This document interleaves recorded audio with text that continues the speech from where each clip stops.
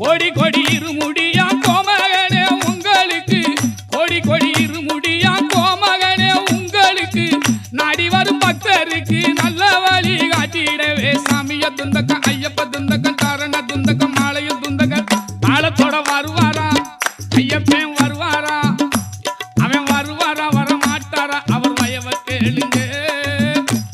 வரம் தருவாரா தரமாட்டாரா அவர் தயவை கேளுங்க.